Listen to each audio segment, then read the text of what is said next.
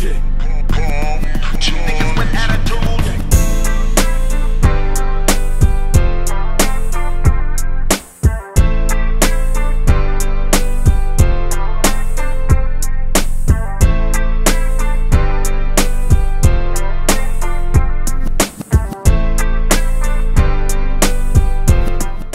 Jump on right quick, y'all, and share this quick short story with y'all real fast, because I'm getting asked this question. This question has been asked of me a few times, more than one occasion. I had people pop up and ask me this question. I've had people pop up and ask me, do I know big cartoon for Fire Trade Gangster, which is Avalon, Avalon Gardens, Avalon, that whole area right there in the 50s. They asked me, hey, Bunny Hunter BJ, do you know cartoon? And at some point, somebody sent me a video about 6 or several months back. Somebody asked cartoon, do he know me? And his response was, it wasn't nothing negative. It wasn't nothing fucked up, nothing of that nature. So I never even took it like that, period. I found it laughter too. I found it funny how his response was. So somebody asked cartoon, hey, do you know Bunny Hunter BJ? He looked at the comment. Oh, yeah. So, oh, yeah, hell yeah. Yeah, I know Bunny Hunter BJ. Yeah, I had the opportunity, the pleasure to meet him on the yard at Cochran. Yeah, that was cartoon's response, right? He laughed. He had a little chuckle and he laughed. No disrespect to me in no form or fashion, because he can't disrespect me. Feel me? He ain't an enemy of mine. Nigga ain't never did nothing to me. I ain't never done nothing to him. If it was any form of disrespect, we would have dealt with it, nigga, on the yard in Cochran in 1988, 89. Because that's the type of nigga I am. I don't run from shit from nobody. No nigga. Period. So it's never been that. So let me break it down to y'all right quick and go ahead and explain to y'all how me and Cartoon know one another. Because I see that a lot of y'all are curious. Because Cartoon didn't actually tell y'all how he met me. He just told y'all, oh yeah, I know him. I had the opportunity. I met him on the yard in Cochran prison. So here we go. It's 1988, 89. I just caught a new case. I was just finna discharge off parole. My son's birth was 10 days prior to my arrest. I got arrested in my hood for a pistol, a half a bird, and about 10,000 cash in my pocket. I just come up out of the jungles, man. I had just left from the jungles for fucking with my relative Casper, OG Casper, Lil Cass, Lil Ghost, and Cass, rest in peace. Big Cass, rest in peace, and M Killer. I just left from over there fucking with my folks, hooking them up. So I forgot that I had this half a thing on me because my other boy over there, he didn't have enough money, so he couldn't purchase what he wanted. So I had to take that back with me to the Nickerson. So I grabbed a members only jacket from my relative, told me, let me borrow his jacket. It was hot when I went over there. So all I had on was a slingshot and some Levi's. So when I left later on that evening, it was getting cool. So I grabbed a members jacket only to put the shit in there, and I threw it in my backseat of my fucking Brougham. I'm in a photo Brougham, man. I'm in a Sedan DeVille.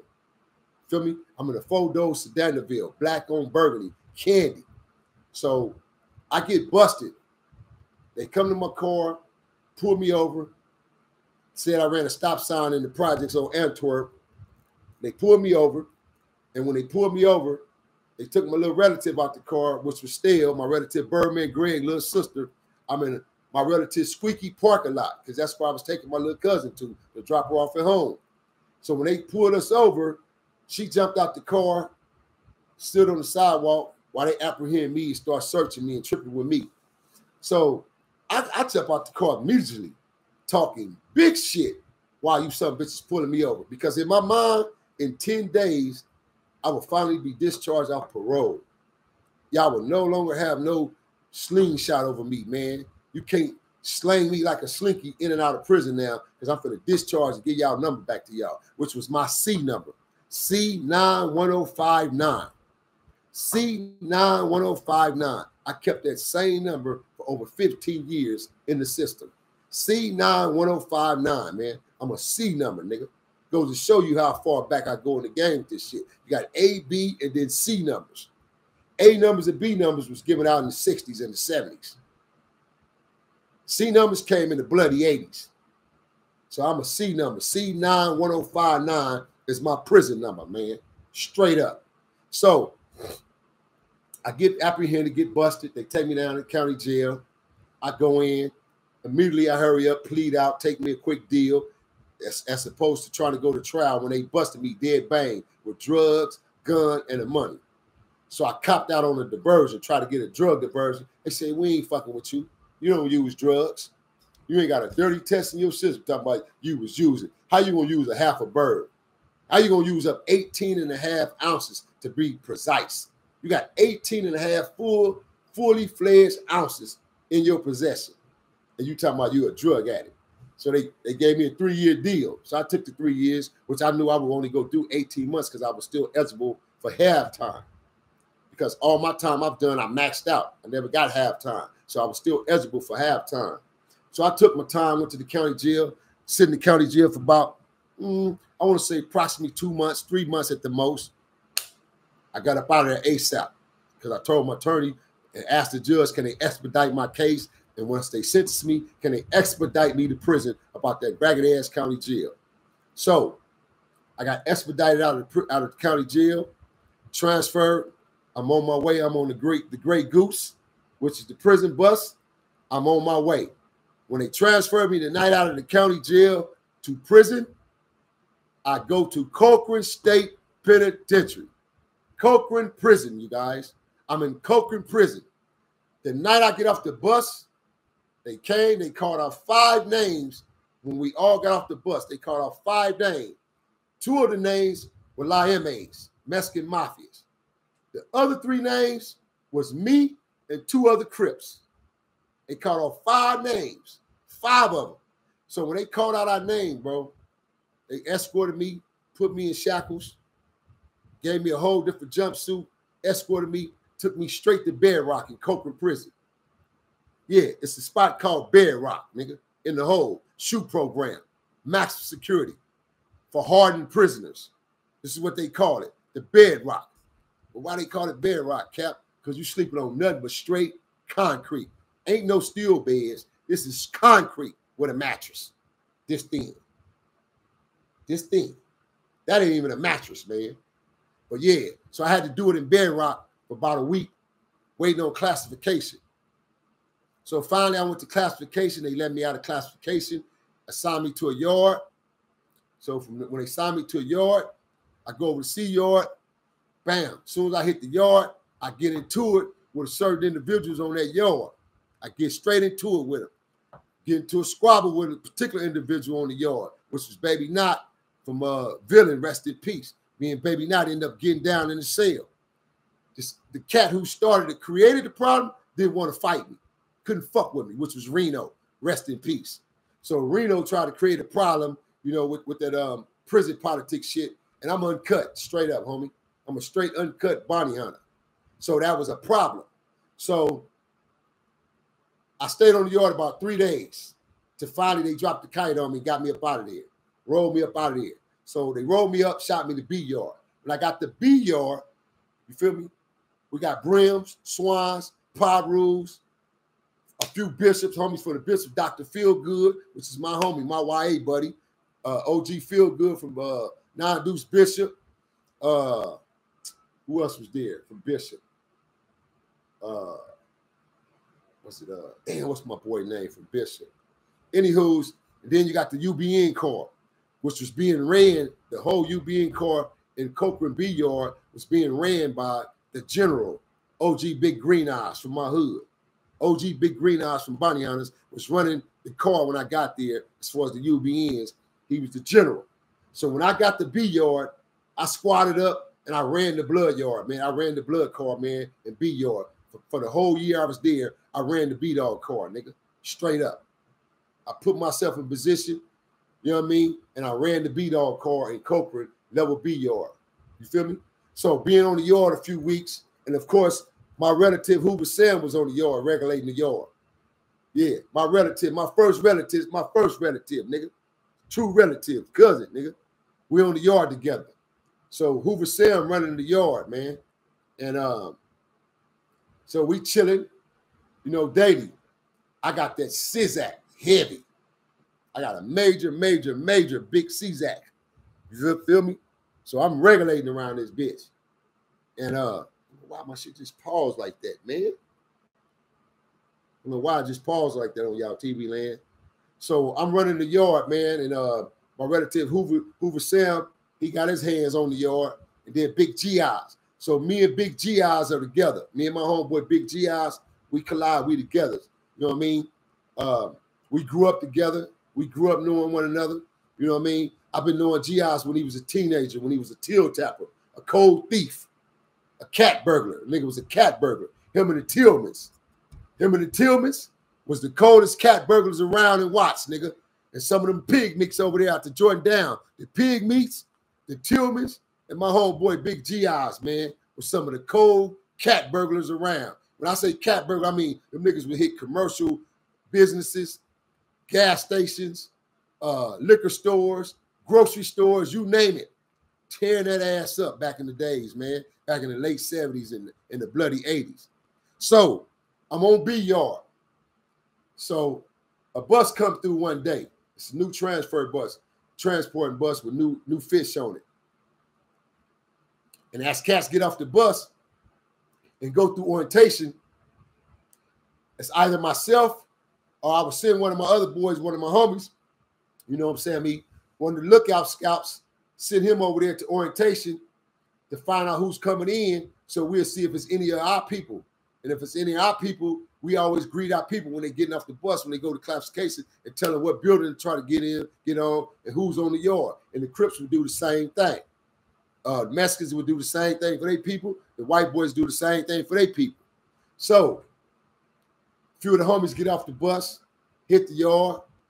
A few of our comrades get off the bus, hit the yard. Boom. We get them on the yard.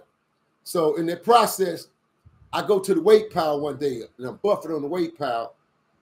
Now, Cartoon already know who I am. He already know of me. He know of me and know who I am by name and through reputation. You know what I mean? Of being a real blood and putting that work in. So he already know I'm a real one from Nixon Guard. I'm one of them real reputables from the projects. And his knowledge of me came through a female. So this is me and Cartoon's connection and how we met and how we know one another. Cartoon ended up marrying a young lady by the name of Priscilla, a.k.a. Goose.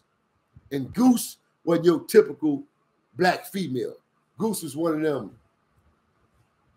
Angela Davis type females. She was very, pretty, brown skin and real chocolate. Had a fucking Coca-Cola bottle out this world. But she was a rider. Goose was a rider, a gangster. Grew up in that life. She been around ballers all her life. She been around, hardcore niggas all her life. That's what she was attracted to. So when she got at me, that was her attraction to me. She knew I was one of them real bounty hunters out to Nixon running shit. So she was attracted to me. On top of that, my road dog, one of my best dearest childhood friends, Lorenzo Foreman, a.k.a. Big Hook, Lot Boy Hook, a.k.a. Renzi, that's her first relative. Renzi Chocolate Pluki is Goose first relative. That's her connection to the projects. My homeboy Renzi's mom's, rest in peace, is Goose's sister. Goose is the baby sister of my homeboy Renzi's mother. That's how close-knit she was tied to the Nixon Garden projects. So it just so happened Cartoon fell in love and married my ex. How ironic. Cartoon fell in love with a gangster from out of Nixon Gardens, fell in love with Goose, my ex / homegirl, fell in love with her and married her. So basically, we used to fuck with the same chick, man, and he ended up marrying her, falling in love with her. And rest her soul, man. Goose is passed now. She rest in peace. She passed, man. She passed a decade or so ago, man. She passed, got sick, and she passed on us, man. But Goose was a real woman. She was a real one, a gangster. And once upon a time, she was in my heart. I had nothing but love for her, man, because she was a good homegirl. We started out as homegirls and homeboys, and she loved me off top and wanted me to be her man, but I didn't want that from her. I didn't see that in her because I knew her lifestyle. But eventually, I went on, took a chance, and went into a 2-year relationship with her. You feel me? For a minute. But that's how me and Cartoon for 5 Trey Gangsta came about of meeting one another. So when he hit the yard, he had already heard about me. I had pictures of her. I had certain kind of pictures of her. I asked him certain kind of pictures of her. He had pictures. So when he hit the yard, my relative who was Sam told me about him and told me he hit the yard and that he's supposed to be married to one of your homegirls. I said, married to one of my homegirls. He said, he showed me some pictures, kid folk, and I seen the pictures, but I seen you with the pictures. I say, huh? Yeah, one of the chicks that he's supposed to be married to, I seen her on your pictures. I say it ain't so. So one day I hit the yard. It's like Cartoon's second day on the yard. I'm on my way to my regular rock pile area to go buff. So I go hit him up. Push up on him, boom. Greedy. What's happening, homie? What's up? I hear you. You too? Where you from? Avalon? Okay. Yeah, I'm from Bunny Hunters, homie. I'm Bunny Hunter BJ. Yeah, I'm a big Cartoon for 5 Trey Gangsta. Okay, boom. We greet each other like that. He tell me where he from. I told him where I'm from. We shook hands. And then he got to laughing. He started laughing. And he said, yeah, it's just crazy, man. He said, yeah, OG, I'm married to your homegirl. I said, you married to who? He said, Priscilla. Oh, nigga. I did him just like that. And I just started laughing. So we laughing and chopping it up. I said, yeah, man, nigga, I just got some pictures from her a few months ago in a letter. But I'm not knowing he married to her. You feel me? And she actually had wrote me telling me that since you didn't want me and you didn't want to settle down with me and let me have your kids and nothing like that, I got married. I love my husband and I got married. And she said, I got married to, his name is Cartoon. His name is Cartoon. He's in the system right now. And just ironic, he come up there on the yard where I'm at. True fact, true shit, true story, man.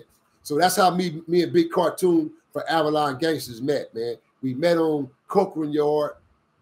We approached one another. I approached him basically, hit him up, told him who I was. He told me who he was. You know what I mean? We shook and we spoke and we talked, chopped it up. And the conversation was based on his new wife, Priscilla, a.k.a. Goose, which was my ex. That's the story of me and Cartoon, homie. That's how we met. So for all you niggas out there getting your hopes up high and thinking or hoping that you come over here and think Bunny Hunter BJ was going to tell you something about, oh, he got into it with Cartoon or him and Cartoon had a squabble. If it was that way, I'll tell you. If I told you we had to get down, we ended up fighting, I'll tell you niggas we got down. And whoever the winner was or whoever the loser was, I would tell you we got down, period. But it ain't never came to that because that man ain't never stepped to me foul in no kind of form as a Crip. Nigga ain't never cussed me, disrespected Nixon Garden, disrespected what I represented. None of that in no fashion, no fame or fortune, no fashion and no form at all, period, bro. So, you know, I ain't got nothing negative to say about the man, because he ain't never did nothing negative to me or said nothing to me negative, bro, of my knowledge. So I'm giving you guys real clarity of how me and Cartoon for 5 Trey Avalon Gangsters met, man. True shit. As OG Percy would say, bars. Bars, nigga. Bars. That went over your head. Bars. No, man. On that note, man, listen, man. You've been tapped in. If you haven't subscribed, push that like, share button. Jump on over there, push that like, share button, man. If you don't like me and you don't want to share my material, it's okay. Just push the button and you shall be notified. Every time this voice come on this damn internet and hit this airwave, you shall be notified. Go tell a friend and tell a friend and tell a friend. And if you don't know my homegirl, Gloria, oh, well, you don't know nobody there because Gloria know every damn body, man. Yeah. It's your host, Bunny Hunter BJ, man. CEO Nino Cappuccino, the Breezan, man. I'm out here. Watts, the mighty W. We are talk to survive. Brack. We out this bitch.